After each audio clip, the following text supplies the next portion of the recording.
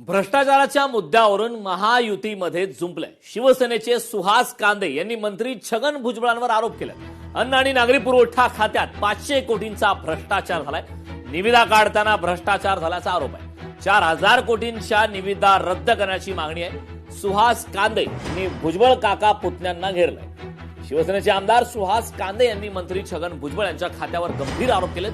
भुजबळ मंत्री असलेल्या अन्न व नागरी पुरवठा विभागामार्फत स्वस्त धान्य व जीवनावश्यक वस्तूंच्या वाहतुकीसाठी काढण्यात आलेल्या सुमारे 4000 कोटी रुपयांच्या निविदा प्रक्रियेत मोठ्या प्रमाणावर भ्रष्टाचार झाल्याचा आरोप करत आमदार सुहास कांदे यांनी विधान भवनाच्या पायऱ्यांवर आंदोलन केले। सुमारे 500 ते 600 कोटी रुपयांचा भ्रष्टाचार या निविदा प्रक्रियेत झाला असल्याचा आरोप करत संबंधित निविदा तात्काळ रद्द करून संपूर्ण प्रकरणाची एसआयटी मार्फत चौकशी करण्याची मागणी कांदे यांनी केली।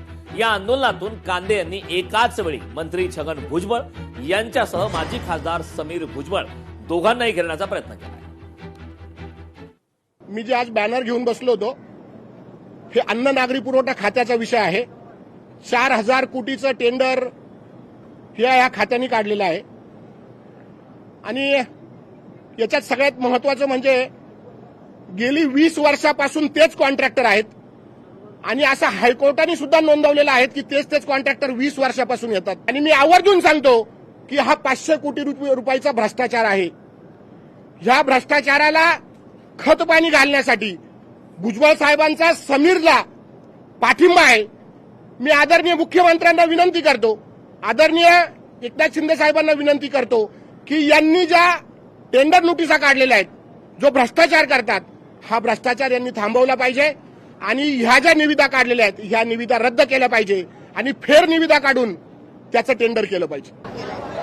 असं आता महाराष्ट्रात सरकारमध्ये कुठल्या मंत्र्यांच्या खात्यामध्ये भ्रष्टाचार नाही तो सांगा। प्रत्येक मंत्र्यांच्या खात्यामध्ये भ्रष्टाचार आहे। प्रत्येक खात्याच्या मंत्र्यांच्या खात्यामध्ये भ्रष्टाचार आहे। त्यामुळं सुहास कांदे जे बोलले असतील त्याच्यामध्ये तथ्य असेल।